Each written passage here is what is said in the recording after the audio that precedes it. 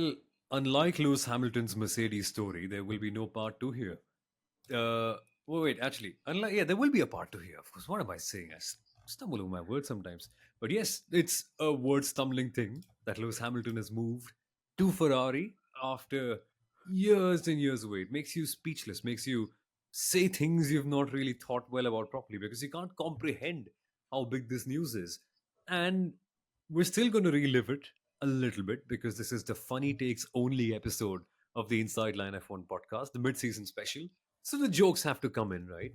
And I think the joke's on us. We didn't know that Ferrari were really cooking, Kunal. Like they have got the big man. They've got the big man. They want to win the eighth with the big man. The big man at the big team, John Elkin, has said Lewis is not coming here to enjoy his retirement. Maybe he should have said enjoy his retirement like Kimi Raikkonen. Okay.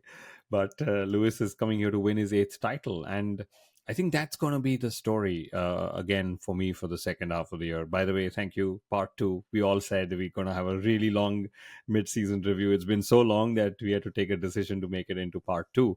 But so in the second half of 2024, the big challenge that Ferrari also has, perception wise, is will they be able to recover so that people stop questioning Lewis whether he's made the right decision, because that's already started to happen. So it's of course a function of two things. First thing is Mercedes picking up the pace, which they have, but second, Ferrari not losing pace, which also they have.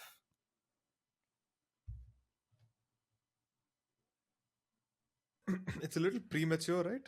Because I think it was the other way around.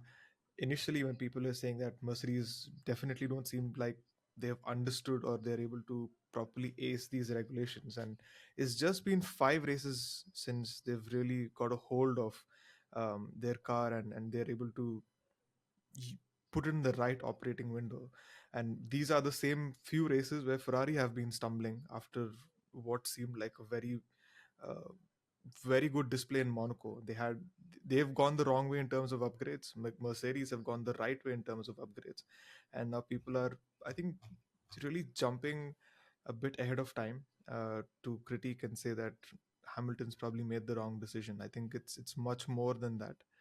Um, but even if Hmm. Mercedes are competitive next year, I don't think so he's going to mind it. Well, let's return back to Mercedes for a little bit, where because of Hamilton going, there's been a bit of a furor. It's opened up the opportunity for Mercedes to get Kimi Antonelli now. And that is a very interesting thing that's also turned around. And amidst this, Kunal, there's a bit of a statement that I really want to showcase to all of you and then get your take on. Because a few years ago, I think it was in 2019, Toto Wolff made the following statement. I don't think that you're given the possibility to learn in a Mercedes because you're being put in a car that is able to win races and championships in a high pressure environment. And I think it can go terribly wrong for a young driver that has the talent to become a world champion if he's thrown in that environment. I wouldn't want to burn him. Are we talking about Kimi Antonelli here? Definitely not, because just the year that you said, it was for George Russell, right? And Yeah.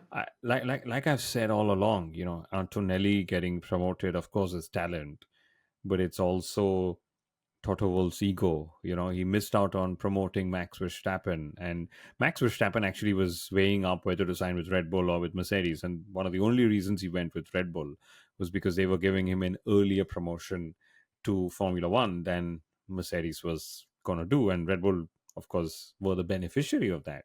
Now, here, Toto Wolff has everything: a winning chassis, a winning power unit, a winning everything. Imagine they've not won anything since 2021 in terms of titles. But who perception wise, again, like we said in the first part of the episode, perception wise, Red Bull is still going to be our pick in Sunfoot and Monza in the second half of the year. But perception wise, again, 2026, all our money is in the Mercedes basket for getting it right, and Toto knows that. So what's the one thing they don't have, which is their own groomed, homegrown, home found, scouted, talented, nurtured driver in Formula One, who then becomes the next Max Verstappen or the Max Verstappen of the next era. And I think Toto's, I mean, if he's made that statement back in 2019, that was at a time when Max Verstappen was not the world champion. So he's, of course, learned from letting Verstappen go.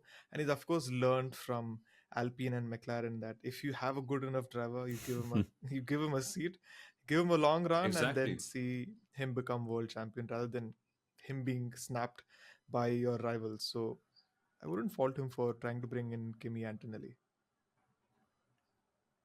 But the fast tracking is insane. Like But the would he say FIA that? changing the But regulation. would I mean, if Lewis had signed on for another 2 years, he would probably say the same thing about Kimi, wouldn't he? Yeah, I mean that's Yeah, just PR, right? That's just yeah. what these guys. but this is also why they gave Lewis a 1 year contract. So the whole Lewis Hamilton Mercedes contract play, Lewis checkmated Mercedes, but it was Mercedes's losing move that Lewis sort of made the most of, I would say, right? And he could have sensed that Kimi Antonelli and things are happening around him and so on. But nobody would have imagined. Nobody, in fact, Kimi himself would have probably imagined it's going to be coming this soon Yeah. into his Formula One career. Because now, unless a Max Verstappen wants to race for Mercedes in 2025, Kimi Antonelli is getting that seat in Mercedes next season. Isn't it weird that before a dynasty begins, they end up winning a few races in the season before that, and then the next year the dynasty begins? Mercedes in 2013, Red Bull in 2021 starts from somewhere, and then look at how far they go. This is, I feel, the cycle coming back to Mercedes now. But man, it's been a crazy year for them as well. Overall, Austria was insane. Any more crazy, fun moments we can bring out about that? I would say their craziness also goes with what Sundaram said in the previous episode. It's all about that, being in the right operating window with the right track conditions. And I remember, Toto Wolff joking, saying, I would love for it to be freezing cold in Spa, because when it's colder, that Mercedes actually just comes alive. And that's been one of those what do you say, magical moments that they've had in the last 5 odd races, because there's a higher chance that even though it's a European summer, unless you're in Budapest, it's a cooler European summer. I mean, ask me in Oslo today, I was wearing 2 layers because it's a European or the Nordic summer. At least that's what we get a hold of. But I think my funniest thing, at least at the start of the year, was when Toto Wolff said that he studied, and Samuel, this one's for you. Toto Wolff said that he studied Manchester United's failures to avoid a team's decline. Uh, I take that as an interesting comment because, in part, he is correct. He's saving that team a lot more in that way because even though key personnel have gone, the confidence from Mercedes has not gone. And they're bringing in two young talents, and it all seems to be in that right direction. But I don't know, I'm glad he maybe didn't say someone. Chelsea. I'm glad he didn't say Yeah, I'm Chelsea. glad he did say Chelsea. Exactly. That would have been crazy.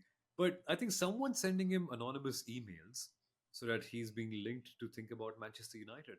And anonymous emails have been flying around Mercedes and their people. Lewis Hamilton got a few. Maybe it came in from someone who hacked the CrowdStrike system and then caused it to shut down. And before that, he sent out an anonymous email. But that email was about Lewis Hamilton doing terribly and people threatening Toto Wolff because you're sabotaging him. That's crazy. Yeah, and the it was actually investigated by the police, and they said there's no criminal offense. And I think it was also a little fueled by Lewis saying, I don't know what's happening on Saturdays. And, he was in this whole very prophetic moment, which he often goes into. That's why I sometimes call him Saint Lewis Hamilton, right? He was, of course, not hinting at anything, but of course, you can insinuate or you can misunderstand his quotes as you would, because he would be like, I didn't change anything after FP3 and my car's nowhere. And congrats to George on the pole. And those kind of questions that he would normally have. But that's the power of his fan base. There was an email which went out, which got investigated, which, of course, to me, the other interesting part of that email is it went to the same database to which Christian Horner's WhatsApp gate went Yeah. out to. And my question to the three of us is, why don't we have this database? And we should send everybody, their clippings of when we speak about them or their team in every episode, because that is such a powerful database to have, don't you think? Yeah. I would love to send my stats to them. Sure. Let's find and that and they will that use them without giving you credit. I That's don't know. crazy, man. That's crazy. But there That's was sort of also there was also this social media controversy where I think George was the first one to get a podium, and the team said our first trophy of the season, and then they boom, missed they Yeah. of course missed out on Hamilton's sprint race podium. China. Yeah, in China. China, yeah, and then of course they turned around and said, "You actually don't win a trophy for a sprint Yeah. race," which is true. You win a plaque, right? But there we go. It was one of those things. And then the most cheeky thing that Mercedes did, and of course, this is a racing team, most dominant in its era, 7 back-to-back wins, whatever, etc. In Spain, they brought the same spec of their floor, just lighter, and they didn't have to declare it. Okay, so it was only later that people found out, because if it's the same spec, you do not need to declare it. Okay, Hmm. so that was one of those cheeky things that I realized, saying, "Oh wow, it is the same spec, just lighter, their floor," and they didn't need to declare it, so people didn't know. It was sort of under the radar kind of thing. Yeah. That's an interesting one. Yeah. Yeah, Wow. and Lewis Hamilton, talking of social media also, Lewis Hamilton has had this one interesting moment. I think it was Spain, when he said in the interview, I'm not on social media, and he's going and talking, and then guess what? His phone is beeping, ping, ping, ping, ping, and it's most probably his social media notifications, because he, of course, has this coy smile on his face saying, oops, am I actually not on social media, or am I on social media? Hamilton's had few funny incidents, I would say, when it comes to social media. Right from his Twitter days, when he was partnering Jenson Button, didn't he put telemetry on Yeah, Twitter yeah, one yeah, day? yeah, Yeah. yeah. And one day, what was he on Snapchat during some press conference, and everyone was like, "Yeah, and we'd like to know what you're doing." And yeah, he's had a few of those. And he was on Snapchat when Bernie Eccleston actually had warned him to not use social media when he's on the podium and all of that. And this was back in that This era was where, so 2016, I think, Yeah. yeah, Yeah. during the probably, press yeah. conference. Yeah, But do we have anything on George Russell? We've just gone Wolf and We. Hamilton. Just talks on the pecking order in Mercedes, right, in terms of personalities, right? George Yeah. Russell might be the number one driver next year, but he still needs to step up to be that number one personality who's representing the Mercedes brand, I would say. And it's going to be interesting. Mercedes, they've not found the bottom of why Lewis is not really very, very good on Saturday. And so you see all those excuses coming up. People that have been talking about sabotage and something else. In fact, one time in Miami, it was just sheer bad luck. A gust of wind came in, and that really impacted Lewis Hamilton's lap. He was at a certain part of the circuit where it impacted his car quite a fair bit and completely lost performance. And that's been the extent of which randomness has been behind these performance gaps as well, sometimes in qualifying. Which have been extremely close, like we said. I think Lewis and George are just a tenth away. That's Hamilton's just been a tenth away from George Russell, and that's just as close as it can get in qualifying, I would say. yeah, just as close as Mhm. Sargent and Albon. Absolutely. Oh. No, Which was a six and a little half more. tenths. Yes. But any fun takes on George Russell, or do we not have any? I mean, I he think, okay, yeah, doesn't yeah, tend to have no, any jokes, so he, why should we? yeah, Or no, but yeah, I have one fun take. He doesn't have a joke, but he sort of made a joke of himself when he said, "I was busy focusing on my dash," when he was involved in wheel to wheel battle with Fernando Alonso, and he binned it and he blamed yeah, it all on Fernando Alonso. And then pretty much everyone was convinced that it was Fernando Alonso. Poor Fernando Alonso. This is where he would have repeated a non English speaking driver bias, which he's always repeated for those 20 years he's been racing in Formula One. And I that's guess there just is. Yeah, I guess there is nothing more on George there's Russell. nothing more Clearly, there's nothing more in George okay. Why don't we Russell. yeah. move on to Ferrari? Someone's favorite, Carlos Oof. Sainz. Oh, Or no, should we just do Frederick Vasseur? Take over, what Soumil. about him? What about him? Uh, See, is he going to be the one who's going to drive Ferrari to a world championship win, or do you think man, he's getting replaced, we're answering big questions today, huh? or we're at least I asking them? oh yeah, we're trying to give some sort of answer as well. This one, I think it's a matter of time, really. He'll get closer than anyone ever has. And now that Ferrari have accepted Lewis Hamilton, which they wouldn't do, someone of his caliber, someone of his kind, someone who's not inherently Italian. On top of that, the color element also makes a difference because Ferrari traditionally belonging in a country that's still not 100% racism free, at least when you look at it from a football standpoint as well. Many incidents have been Really? recorded from a few years ago. Yeah, Okay, wow, it's no clue. it's a I don't big follow thing that's football. happened. But maybe that could be a generational shift that, hey, we're adjusting to a more equal sort of team where a non Italian bias probably wouldn't be as heavy. Because if you notice it, most of the Ferrari drivers from the top era, apart from Kimi, they all speak Italian. Kimi was the only one who outlasted it, apart from all the others. So maybe I think they're accepting it a bit more, and then hopefully Lewis can help them transform that. But the Or maybe decline, Lewis man, is learning Italian for all he knows. If that's what's going to give him the edge, maybe he's learning Italian. yeah, exactly. But I think the fact doesn't change. They need a bit of time, and the variations are insane, Sundaram. Because I was just wondering, right? Ferrari tend to sometimes screw it up, but then be very, very good. This year, I was confused about which team is the best at being Ferrari.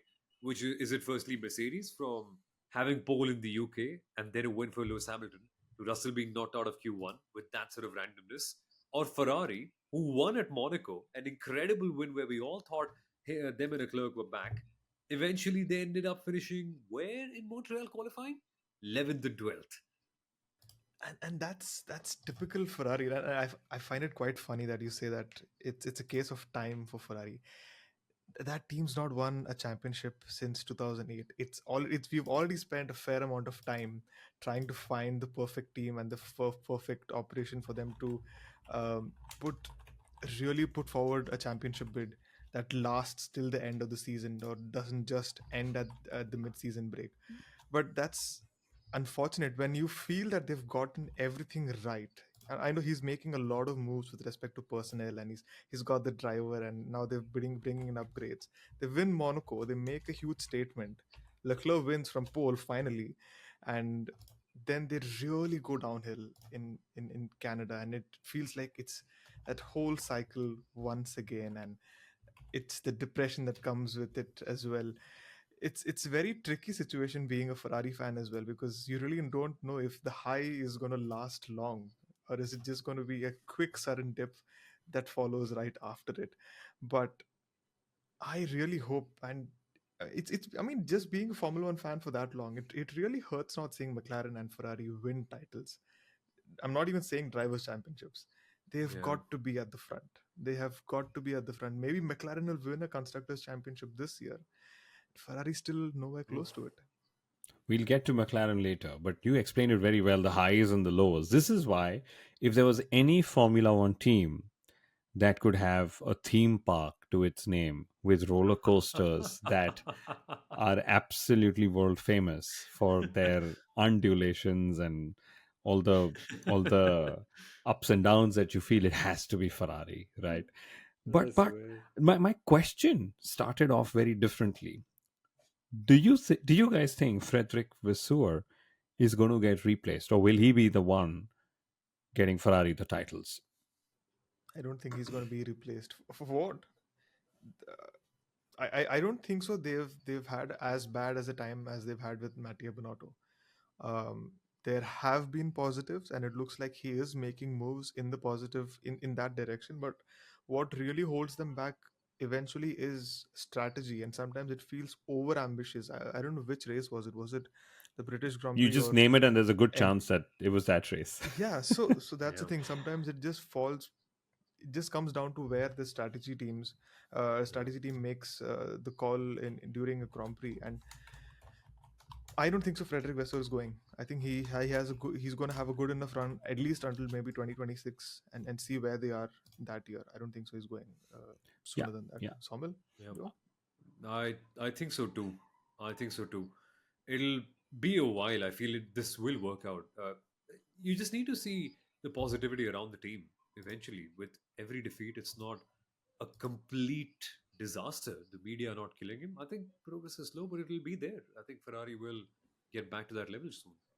But we didn't answer I Kunal's question. He asked, "Will Frederick Vasseur Yeah, yeah. win?" With uh that's a tough one. I mean, is there okay. With Well, someone Ferrari, we else? never Is there know, someone right? else who could do it? I don't. At this point, I don't think so. So I think Christian Horner. I don't know. I think I would at least think that it could be Vassar. Yeah, with Leclerc and Hamilton, maybe 2026 if they get everything right, maybe. Hmm. Interesting. And then, of course, it'll be Hamilton winning the drivers and not Leclerc. That I don't know. But I'll tell you what. Hiring Lewis Hamilton has actually extended Frederick Vasseur's term as a Ferrari team principal, I would think. Hmm. Because that's Of like course. that forbidden fruit prize possession, which Frederick Vasseur was one of the big reasons why Lewis signed there as well. Yeah. And also, I'm pretty sure Lewis would have also asked on, are you going to sack Frederick just after I join? Because that's happened before. You get signed by a team principal who's not your team principal when you go racing, and then there is animosity there.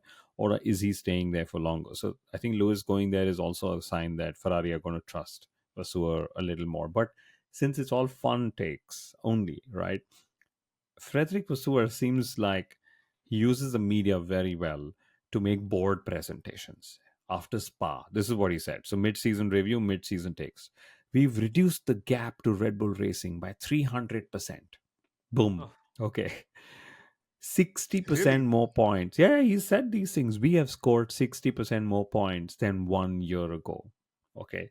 Couple of races ago, he said, we've got 45 seconds in the last 12 months to the leaders, which is great. All of this is great. But dear Frederick, and I love him from his Sauber days. I've met him. He's a great chap, very funny, probably the funny. If there's one team principal I would love to bring to talk and make everyone roll on their floor listening in, it's Frederick Vasseur. He is the funniest guy in all the press conferences. He laughs even before his own jokes are over. Okay. But Frederick Vasseur has not been brought so that he cuts the gaps to the leaders. Yes, that's a step towards becoming a leader, right? But he's been brought on, so they lead.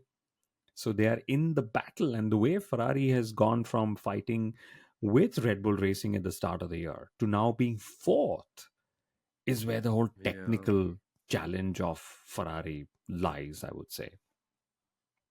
And what are they going to do with Charles Leclerc? I mean, Leclerc's going to turn old in that Ferrari and still be that good boy who gets all the wrong strategy. And I mean, wasn't that there was that one race? And I'm just looking here because I wrote it here. In Canada, he made a mistake qualifying. Something happened. I'm sure it was a team thing. They had a double DNF, and then Mia, who has been his media assistant, whatever you call it, she's always with him with all the media, has been with him since the Sauber days. Okay, she shows him something on the phone, which was basically a team statement, and then Leclerc actually very angry says, I'll say what I want. And he says Yeah. that in front of all those cameras. So Leclerc, I mean, he's had a new engineer, Brian Bozzi. He's, of course, Xavi's been let go of and whatever. But it's still the same old strategy mistakes, right? Yeah. And just puzzles me what's going to happen to that team. I mean, if there was one highlight moment for Ferrari this year, apart from winning the Monaco Grand Prix, Australia was thanks to Max's retirement, remember. Their highlight was Gerhard Berger's Ferrari, which was stolen in 1995, was finally found by the cops almost 30 years later. That's the highlight for Ferrari.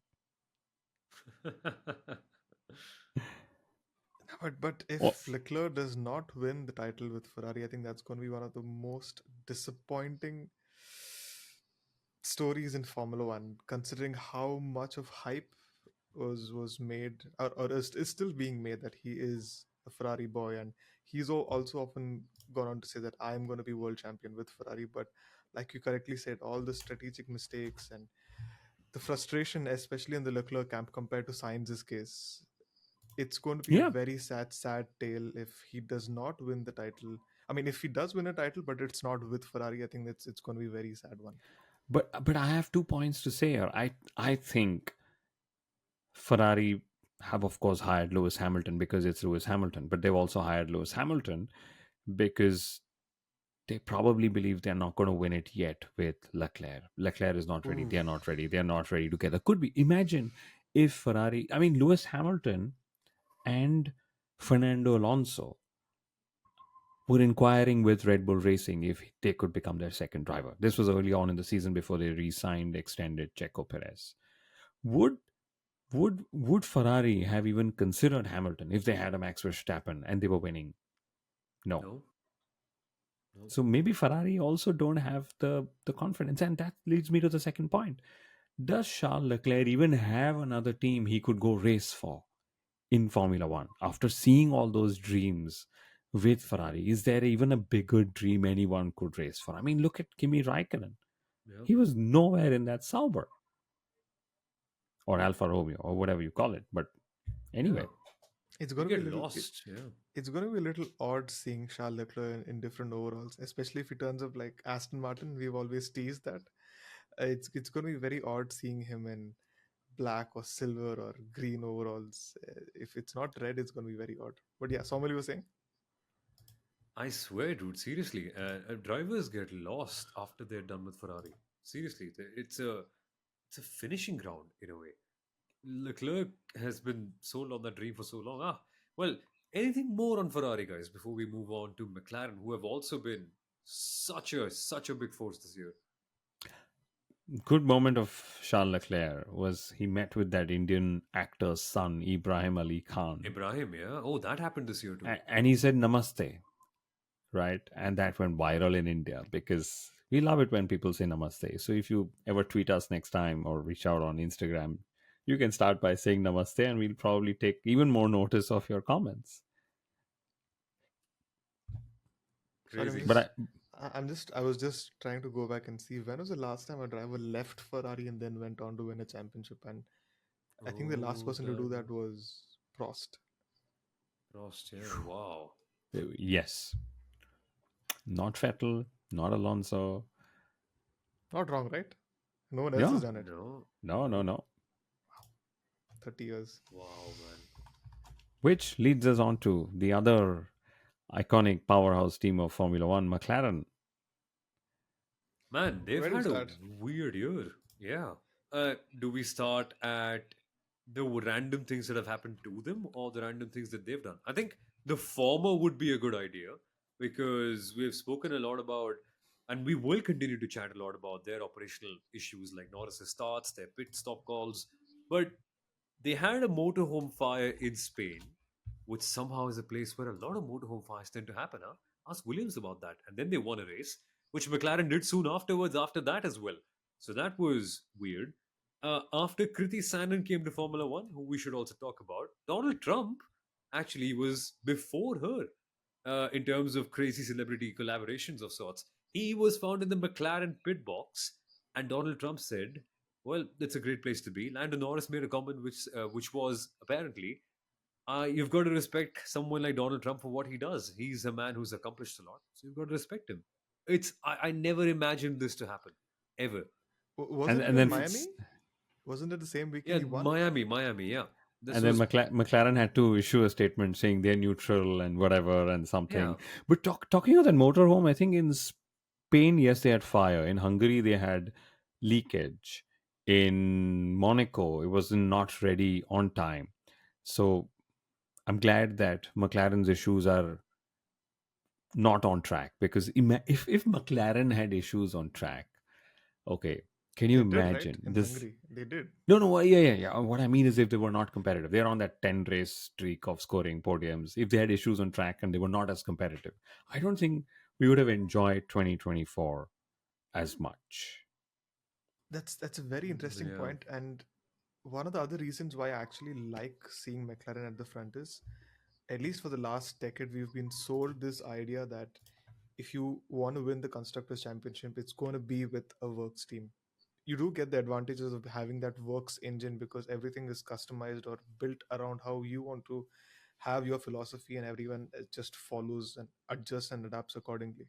But McLaren are really at this point faster than Mercedes, and really have a shot at the title by not being a works team. So that's a very interesting situation, which I feel that, yeah, and again, we just have to go back to the start of 2023. McLaren were nowhere. I think they were fighting for 16th or 17th in Jeddah, and a couple of races in, they brought in the upgrades, and it just turned their whole campaign around, and that continues even till this season. So that means that in this budget cap era and sliding Yeah. scale, it is possible if you get everything right.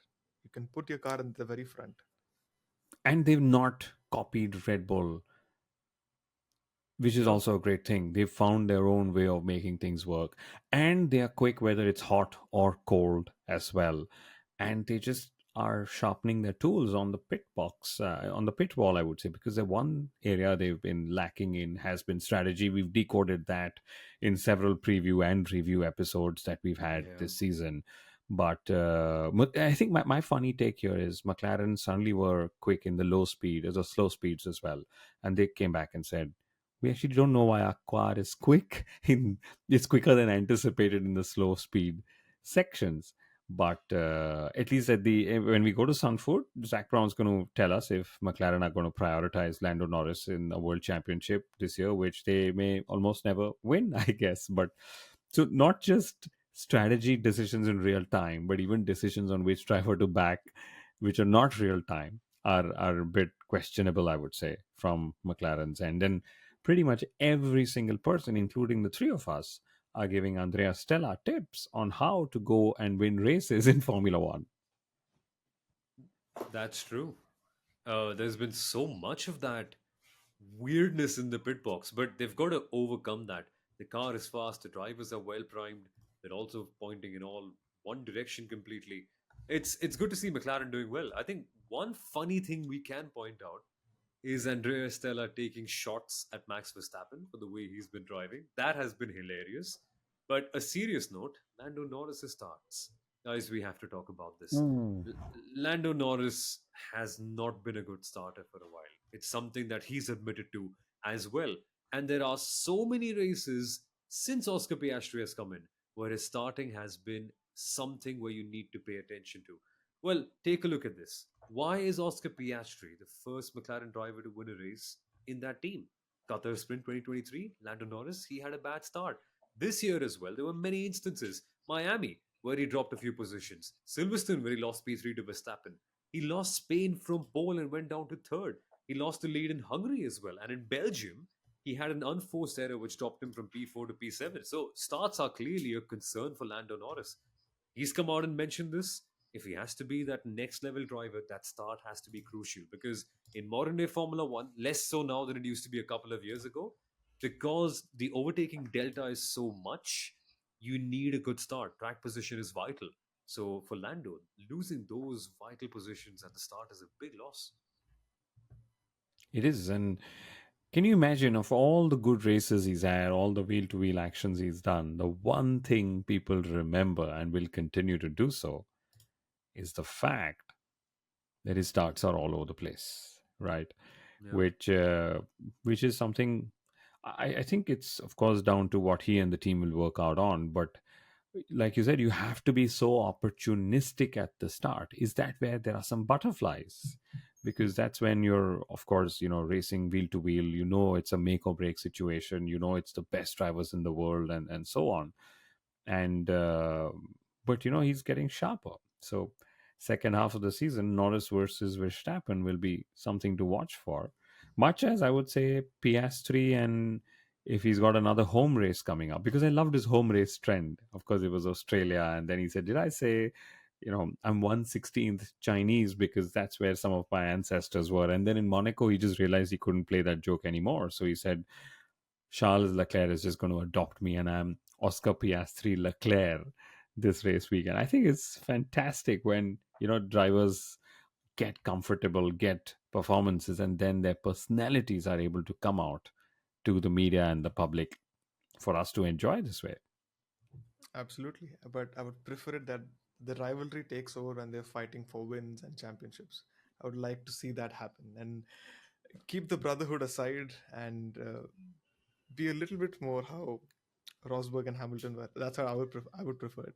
But no, but I'm thinking maybe is this the moment where Zach Brown says, Max Verstappen is 78 points ahead of us in the driver championships. Mathematically, it is possible, but we put our focus on the constructors championship rather than really giving either driver preference to see if they can win the drivers. 78 points in the drivers championship, 42 points in the constructors championship. I think that's where McLaren's focus has to be. Yeah, yeah. They've been very noble with them so far. That's been good. Very clear in terms of what the way forward is. That's been good to see. And it's great to see McLaren coming back. But again, as we've been mentioning, it's a teenage team. They're learning. It's a young outfit with the same name from their glory days, but not the same people from their glory days. So wait for them. They are coming close towards that win. But well, McLaren, do we want to talk about more? Piastri has given great moments. He's been incredible this year. There's one thing which I think Piastri put up a tweet today, revealing that he actually had a broken rib after the British Grand Prix. So you didn't know that, Kunal? There was a Oh, tweet out today, him No, summarizing wow. that's the first half of the season. insane. So he put up an X-ray image, I suppose, of him having a broken rib. I'm not sure how he got it. He's not revealed that, but supposedly it happened the day of. I mean, the X-ray is from the day after the British Grand Prix, and the very next race he went on to win. So turns out the trend is, if you have any sort of surgery or any sort of injury, you could go on and win the next race. It's happened with Carlos Sainz with appendicitis in Australia. It happened with Lando Norris, who had a small, I would say, wound from the break between races, and he went on to win Miami. And Oscar Piastri had a broken rib, and he went on to win the next race. So My goodness, I didn't know of the rib. Yeah. Now that's going to be the breaking story. Breaking story in Sound Food, definitely. but where did he break it in the Silverstone race? I don't think he did, no? But did he say Silverstone? He didn't say Silverstone, but the X-ray says 11, 12 on the Monday after the British Grand Prix. Oh, Unless this is some accident which happened indoors or something of that sort. Yeah, that's absurd. interesting. Wow. People are not. Everyone's asking him in replies. Absolutely, casually dropping that he broke a bone. Expects no questions. All good. Did you fracture your rib? Was it racing? I think we just need to go write it. He'll have three more people who probably my goodness. And it's what? The L6th rib Sixth, fracture. yeah. I just hope it's not with the compressions of these cars and how stiff their suspensions are. And so I don't believe so. We would have known that if that would have probably happened. But who's going to pick which the next team to go to? Should it be Alpine? It Haas. should be. No, it should be. If Oh, you're talking Alpine. about Oscar Piastri, it should be Alpine because I think that yeah. wonderful gesture they had when he won the race and they congratulated him on Twitter on his win. I think that was a very good gesture because we all know what happened there, right? But Good gesture, but they were hurting for sure. Yeah, Good yeah. gesture, but they Oh, were hurting. definitely. Yeah, yeah. for sure. No, and they couldn't even have been. Oh, that could have been us because there is no way they could have been winning with this car, with everything that's been going on there, and that's of course I think Alpine's biggest headline for the year has to be uh, Flavio Briatore joining them as Luca De Meo's executive advisor, not as team principal, but Yeah. doing what he's doing, he's still acting like a team principal, taking all these decisions on dropping them from being a works team and getting Mercedes engines. But my favorite Flavio moment was when he actually said, I'm a genius in Formula One. When was the last time Yeah. a personality who was not a driver said that they are the best in the world of Formula One? I mean, we used to drivers saying that. Let's remember. Okay, Yeah. when was the last time a non-driving personality said something like this? I'm a genius in Formula One. Maybe just Bernie Eccleston could have said and gotten away with something like this. Maybe Williams' story. Well, that guy, oh man. Yeah, But but the but confidence is back, the boisterousness that Alpine needs. what? Just by hiring Flavio Briatore? I He mean, brings in a winner's mentality. Say what you want, win at any cost. well, I'm pretty sure Otmar Safnauer had that mentality, and Bruno Famin did as well, and Esteban Ocon most definitely has, which is why a lot of drivers and a lot of fans hate him. But Briatore negotiated his own contract for at least 3 months. Can you imagine? Flavio Briatore is an expert when it comes to negotiating contracts, and history is proof for that. He snapped Michael Schumacher from the Jordan F1 team after just one race with them. And the rest is history, obviously. But he also snapped Fernando Alonso from Ferrari, from Jean Todt, something that he wasn't very pleased with. So he's capable of doing those things, of course. And we have Singapore also coming up very soon. But something doesn't sit right with me that Flavio is back within that same team and in a position of power, and he's able to influence decisions. Something doesn't sit right with me in that sense that the person who was behind the biggest controversy of Formula One, maybe, or the century, he's back in that same place. But I feel it's if because they wanted. but if he manages to bring that team to the front, sure, maybe everyone's okay to forgive him. But I don't know, it's odd. I think he's readying Alpine to be sold off, Same. or they're going to not sell off the team, but get in more investors, where they'll say, "Here's a road car manufacturer with a racing car presence, with one of the best engines you can think of. We've got, you know, the best facilities. Come invest," and he's going to run it as a business. Much like Formula One, or much like football teams that exist just because there is business in participating in the EPL or whatever leagues they participate in, even if it doesn't mean they end up winning.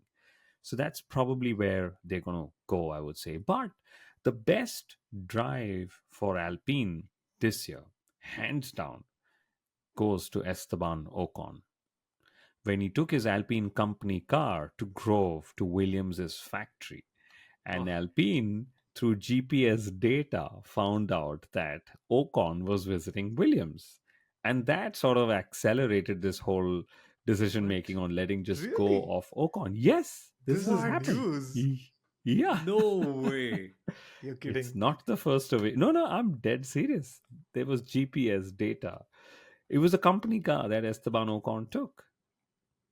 I have to And search that's what this up, led. but okay. Yeah.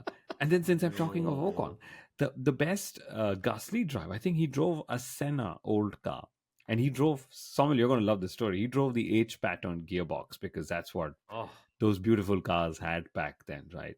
And he said that he ended up in fourth instead of second at one corner. Of course, I would have hated to assume he would have gone in second instead of fourth because then probably the engine would have just blown up into yeah. pieces. But Man. I guess I know Sundaram's reading up on the Ocon going to Williams in an Alpine car You're news. actually right. But I This is yeah yeah this yeah is this is news from a couple of weeks It's ago. crazy. yeah, isn't it insane? Like and And the of person I course think who we revealed it was Marcin Budkowski. Martin Butkowski, yeah, that's correct. But Wow. who do you guys think will be Alpine's second driver in Formula One? Isn't that almost sealed? Jack No, Doohan? I have a different view. Valtteri? After Mick? Sommel tells. Hmm? Mick Valtteri. Valtteri? I have a feeling that if Flavio is lining up for investors and Alpine is looking at this as purely money making thing as they could, right? Because that's what the business model allows you to do of Formula One. Expenses are limited, you still earn money, and they're still valued at $1 billion, let's remember. Yeah. Could Flavio Briatore bring Mick Schumacher for what everyone thinks Mick Schumacher is there for, which is all the marketing reasons, right?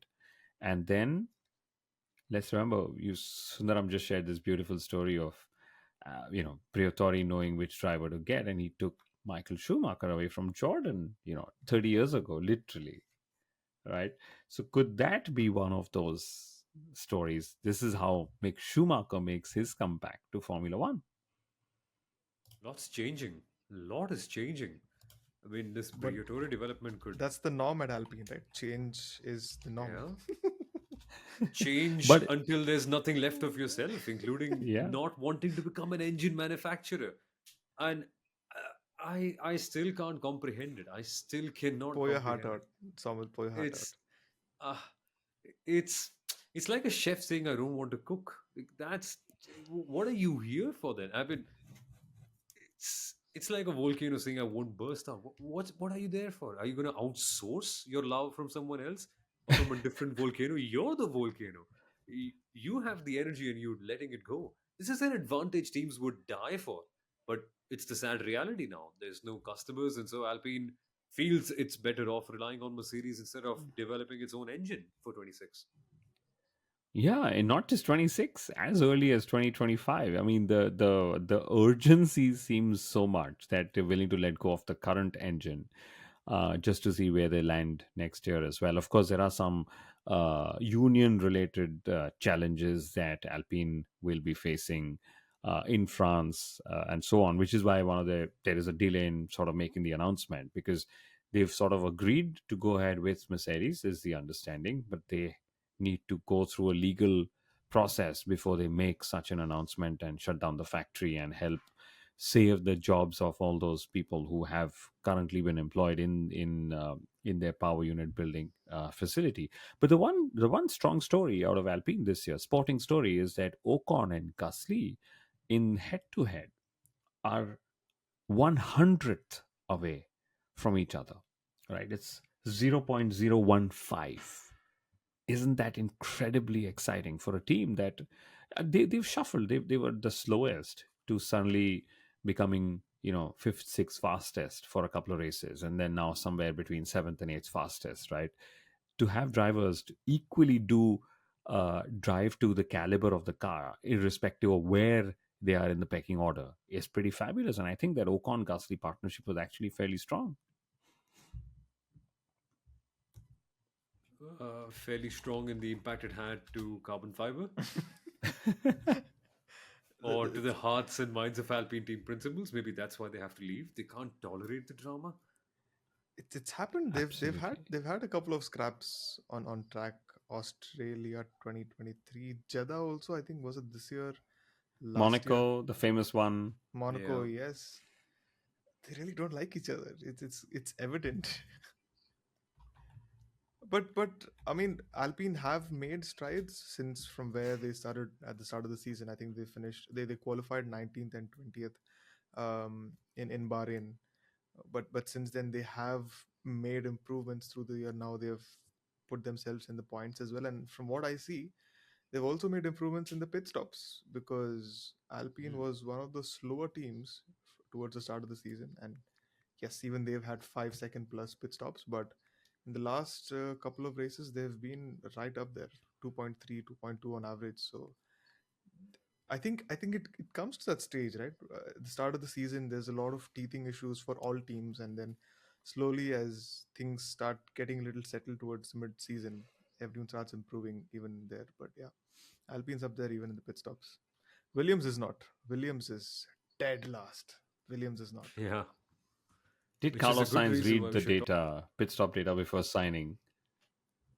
Are we doing Williams now? We Yeah, should let's know. jump to Williams. Yeah, because Yeah, I mean it's a little astonishing, and I think the reasons for there is out there. Williams was one of the quickest teams in the pit stops. When was it? 2015, 2016. They had the world record as well at one point, but I think later on it really became an issue of budget, of not having enough money to upgrade their tools, hardware, software, and I think this is at least my opinion. This whole Carlos Sainz move to Williams is, people are speaking about the vision and what James Walls is doing, but quite clearly there's a lot that Williams has to do in terms of infrastructure. If I'm not wrong, Williams negotiated, what do you call it, a higher capex budget, capex. Yeah. Yeah, yeah. capex budget. And what James Walls said, I wanted at least 100 million, but I've been given 65 million, and that's for Oh, next year, I suppose, or that's for this year. So that probably means that even come 2026, it's not necessary that Williams is going to be up there at the front. Sorry, Somil, to say that, but Yeah. it looks different. It looks difficult, at least in my opinion.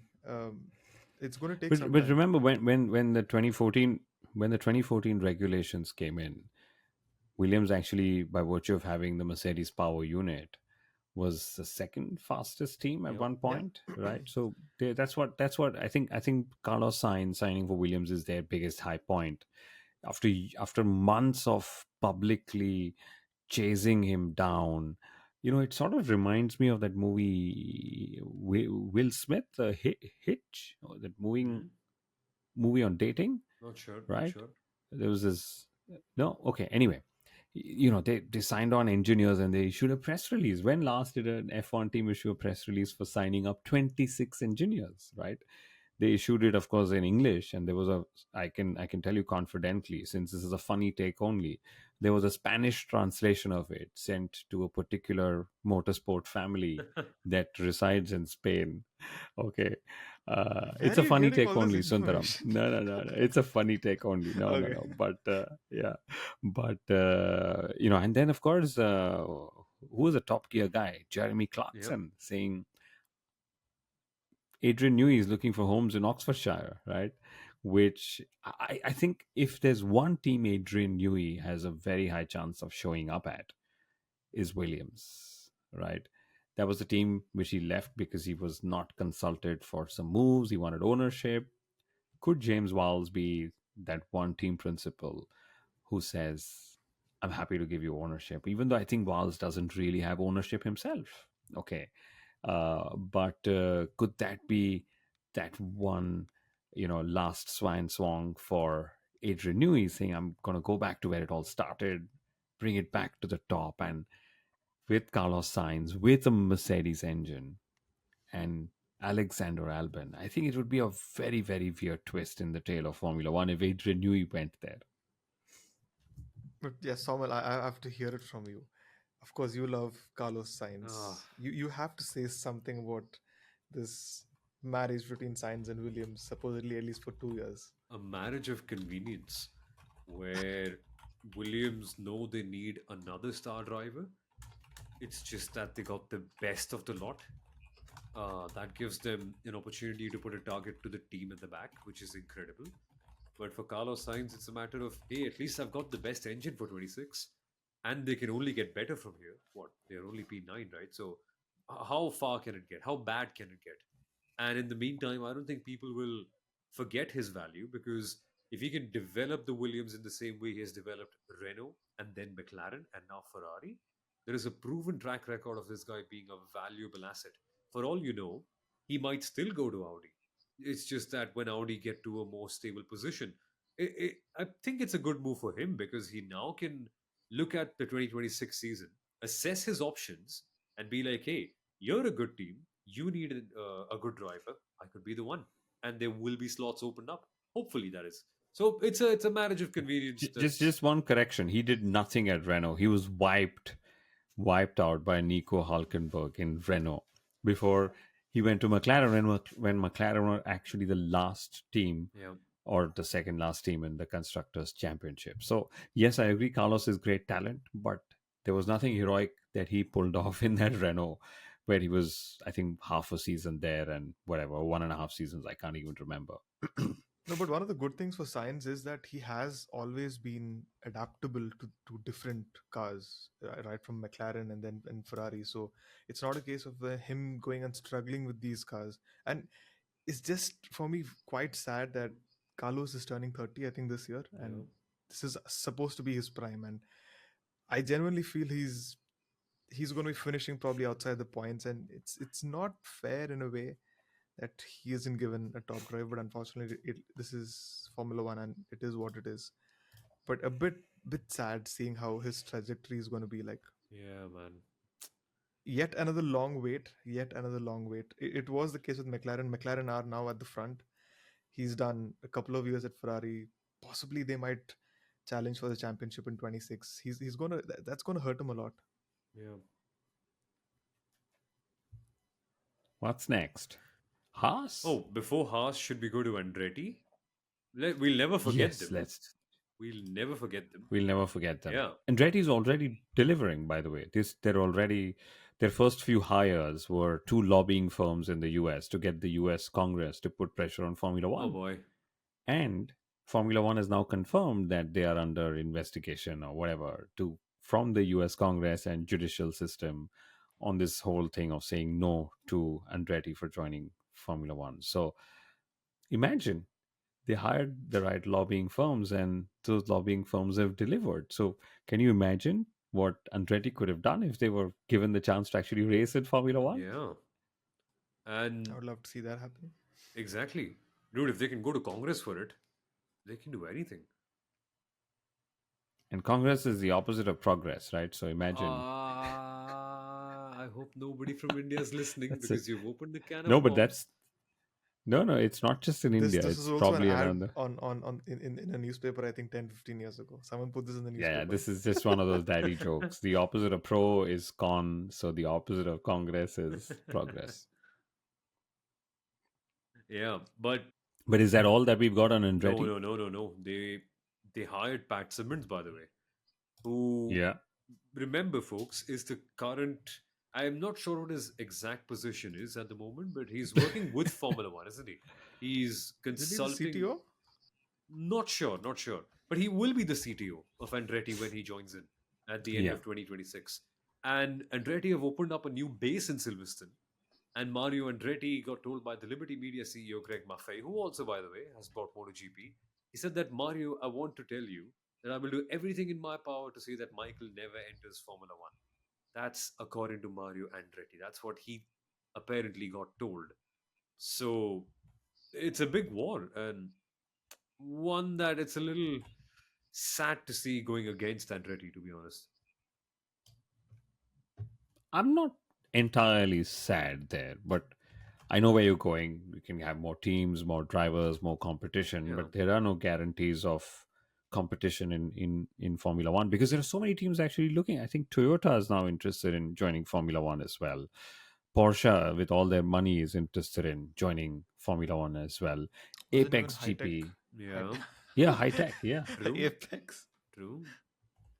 Apex. So at the moment, I'm just happy to celebrate that Andretti hired lobbying firms to put the pressure, and that pressure is on Formula One. And let's see how that whole drama unfolds. I agree. I would love to see 11th team on the grid.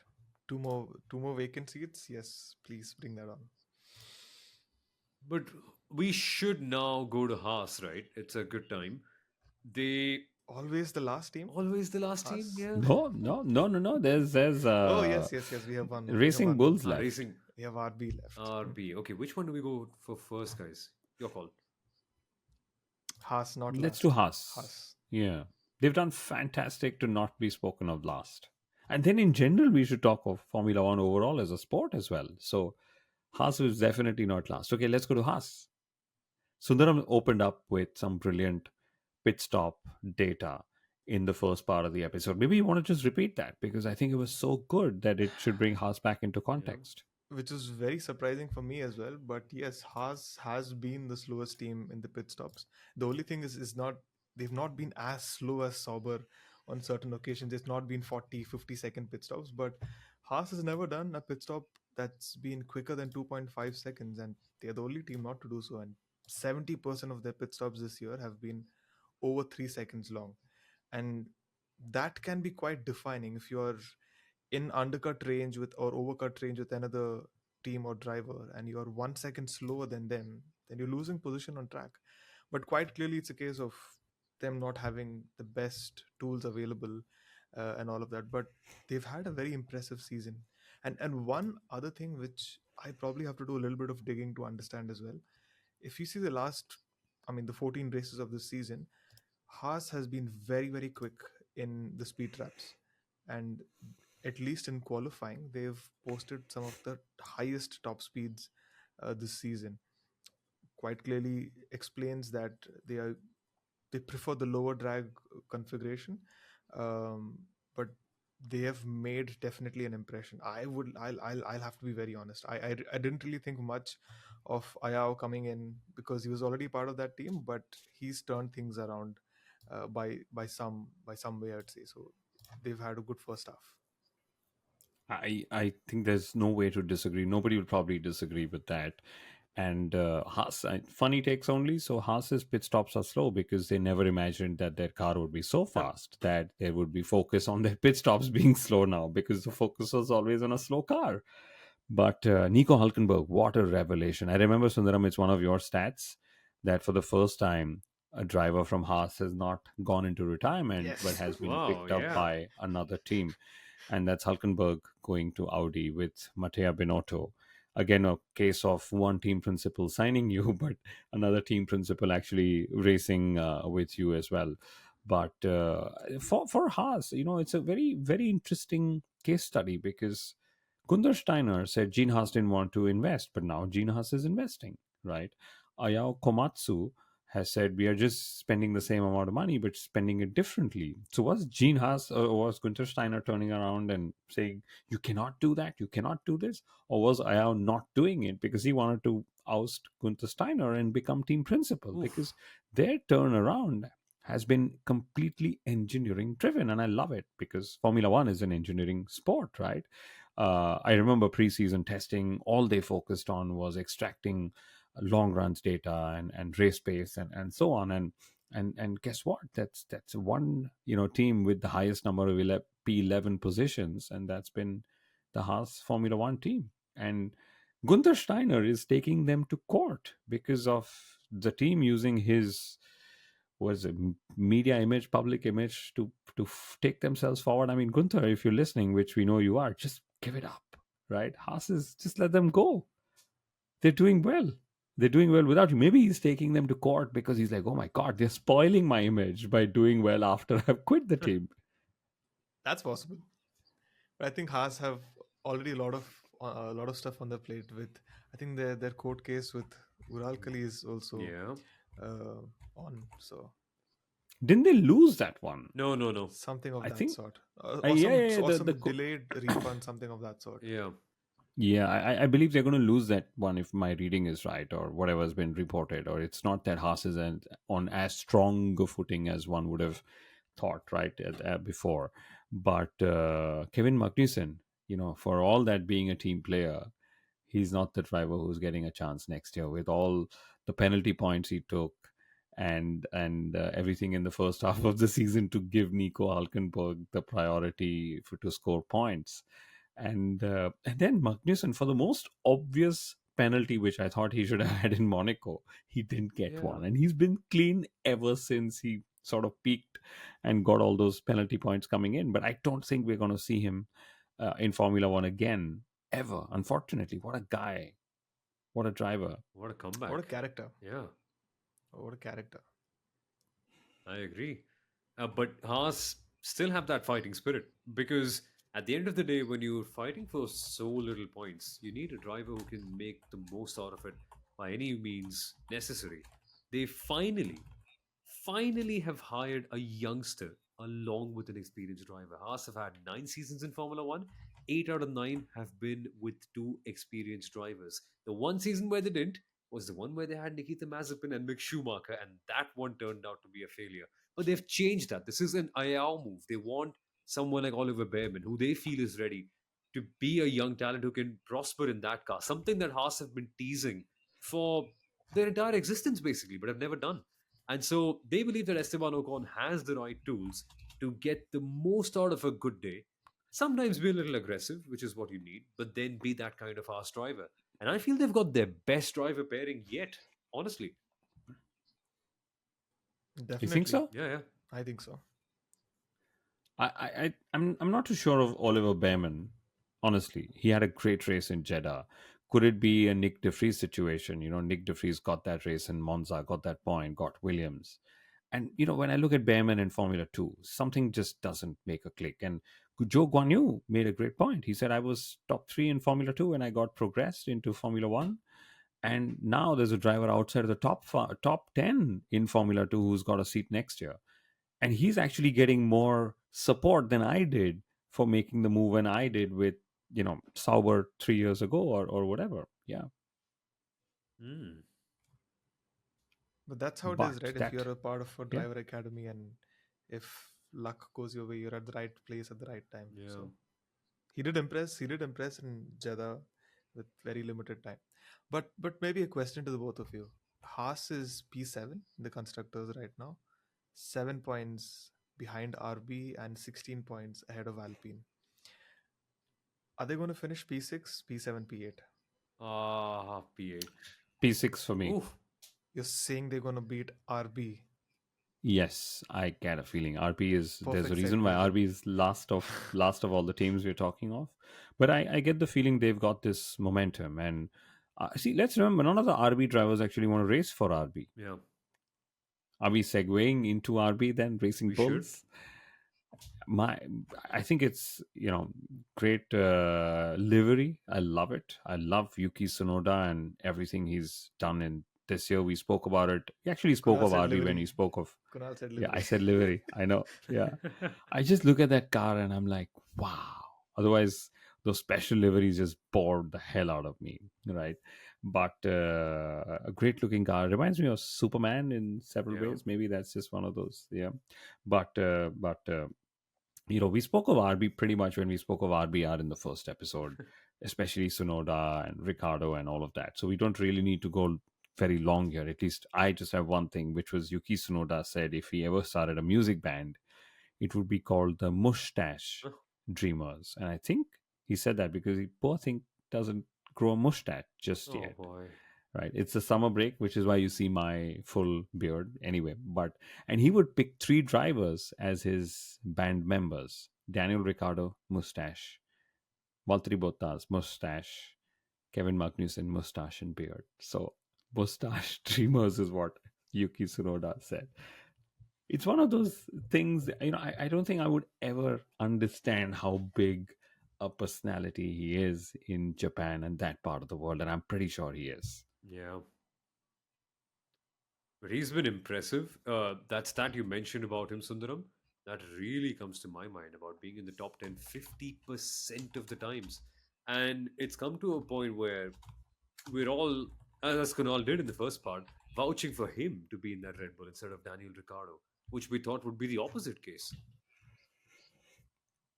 Exactly. And I think it's the whole Honda association which is putting him out of the reckoning. But I mean, if you see Yuki Tsunoda's career, his best season in terms of points was his rookie season. I think he did 32 points or something of that sort. He's much lesser this year, but then I don't think so. You would disagree to say that this is his best season, at least in terms of performance Yeah. and on track. And one thing that really blew my mind, I've two stats to mention. One thing that really blew my mind and kind of brought Tsunoda's performance to a bit more context was I'm going to read out the number of laps each a person. I mean, the driver. Okay, I'm going to tell you which driver has had the most laps in each position. Okay, Verstappen P1, Norris P2, Leclerc P3, Piastri P4, Sainz P5, Sainz P6, Hamilton P7, Sunoda P8, P9, P10. He's done the most laps in these three positions, and each of them, P8, P9, P10, have been over 100 laps, which goes to show that he's been qualifying high up, closer to the top, I think closer to P10 or P11, and he's managed to stay in those positions for that long. Sergio Perez has done quite a few laps in these positions, but Tsunoda's is even more than his. So this one really surprised me when I looked into this data. But the other thing is RB in general, they are the top three teams amongst the top three teams when it comes to pit stops. If you say in terms of average, then it is Red Bull, of course. Ferrari is P2. Not a lot of people say this, but Ferrari is P2 in terms of pit stops. RB is P3. In the last four Yeah, in races, fact, yeah, Mhm. in fact, the last race was the first time a non-Ferrari Red Bull fastest pit stop happened, and Racing Bulls was the one to take it, right? Correct. If I, Racing yeah, Bulls was the quickest in Belgium, but Racing Bulls RB has been quicker than Red Bull on average in the last four races, which is in pit incredible for stops. me. Yes, in pit stops. Wow, They've been doing 2.27, 2.30, 2.73, and 2.48, which is more than Red Bull in the last four races. They've been up there. They've been up there. Incredible. I'm not sure if it's a case of even those tools. I don't know if those tools can be shared or sold and everything, but yeah, RB is doing very well in pit Question stops. for you both. 2025, will Isaac Hadjar, who's had a brilliant Formula 2 season, get a call up in Racing Bulls next year? Not over Liam Lawson, would they? Hmm. No, but I think one of them has to go. Either Ricardo or Sunoda have to go. Whether they 2025, go to Sunoda's Red there. Bull.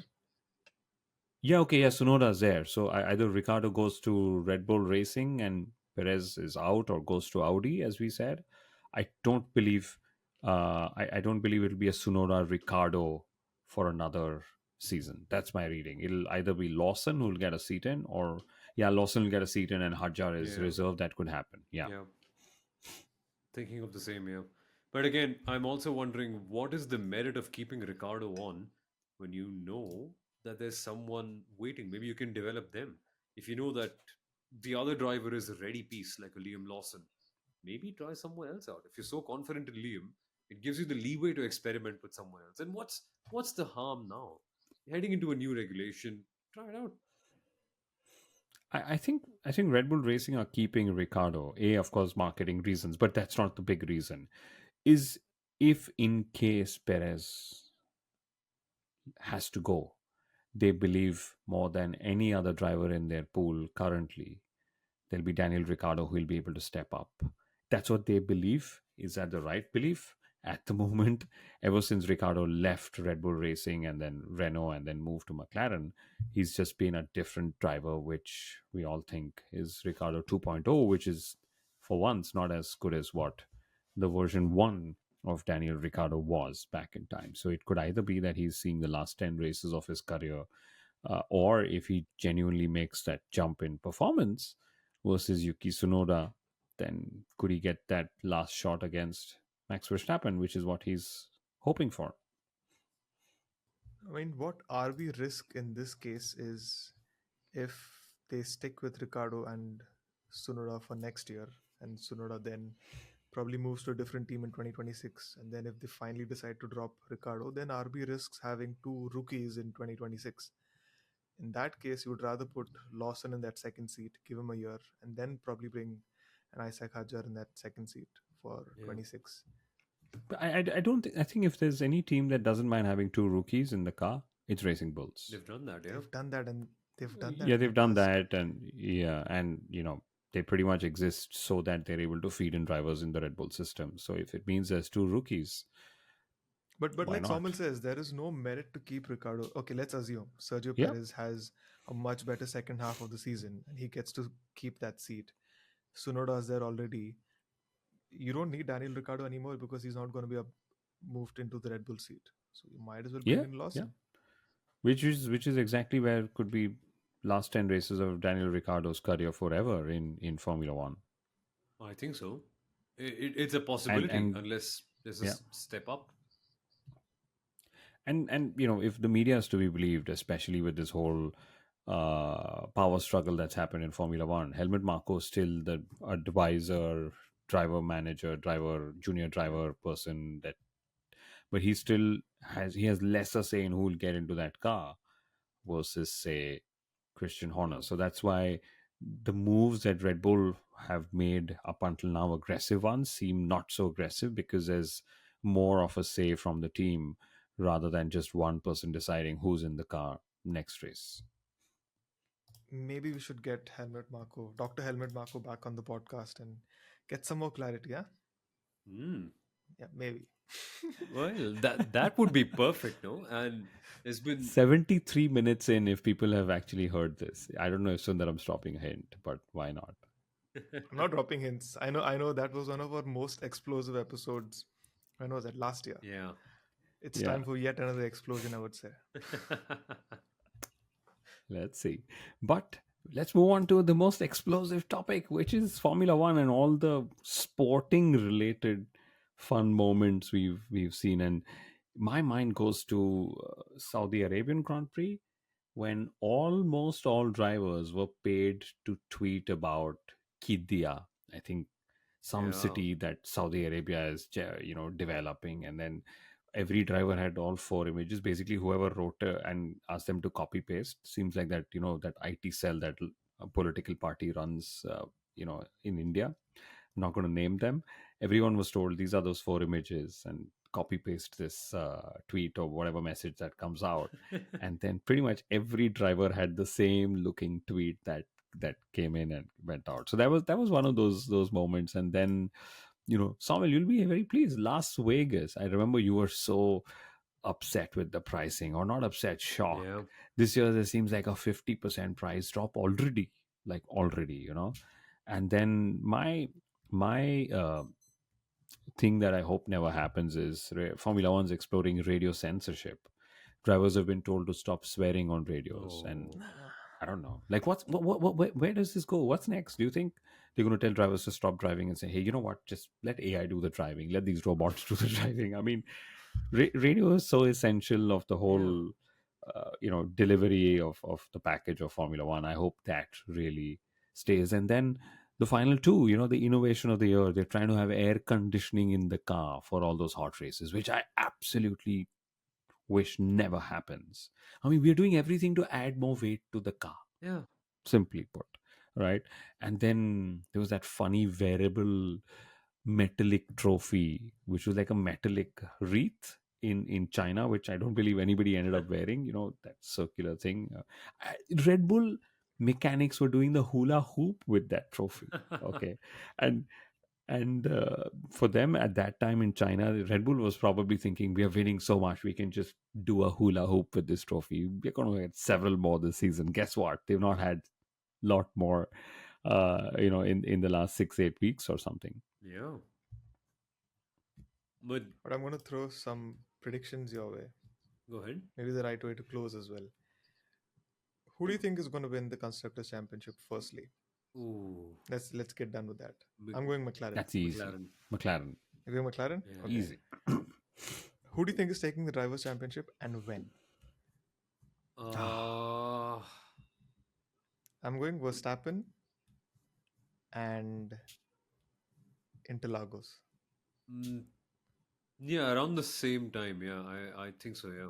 I'd say Las Vegas, Formula One Vegas? crowning moment for Las Vegas. Only in the second time in the history of Las Vegas Grand Prix, a driver wins the drivers' championship here. Seals it. We totally forgot to make another reference, Soumil. Which one? Second time in Las Vegas' history, it reminded me of that. The first female Bollywood Oh actress. who gone up. goodness. We forgot about that. Oh goodness, guys. Oh, should we close it on Someone's that? had a long day. 1 hour, 17 minutes into it, we remember we wanted to mention that. You know what? Perfect way to close, maybe that. So wow. Okay, Kriti Sanon apparently became, and I need to check my notes again for this. She became the first female Bollywood actress to appear at the F1 in Silverstone. It's a great achievement, mind you. It's a big achievement. The first female Bollywood actress to appear at the Formula One in Silverstone, because I'm confused. Who was the first male Bollywood actress to appear at Formula One in Silverstone? What is that headline? The Silverstone is specific, Yeah. not Formula One race at Silverstone. The Exactly. mecca of motorsport, This is why I where say it you all should leave the started. stat. This is why I say you should leave the stats to me. We agree. We agree. Seriously. Yeah. Can't. Wow. But the next episode after this is straight away the Sound Food preview. So racing is back. We hope we've entertained people through the summer break. By the way, 5,000 followers on the WhatsApp channel in less than a month. That's in less than a month actually. So phenomenal stuff. If you're listening and you're on WhatsApp, just search for the Inside Line F1 podcast and follow us there. Lots of exciting updates that we keep sharing. It's been so great to see that channel grow and the entire family just keep on get bigger. But folks, you can join that channel by checking out the link in the description of this episode, and also check out our channel for more, because this has been part 2 of our mid-season review. And soon enough, by the time you're done listening to this, I'm pretty sure the race weekend will be here. So stay tuned for that as well. Take care, guys. Thank you so much for listening in. This has been an epic, epic episode, and we'll see you shortly.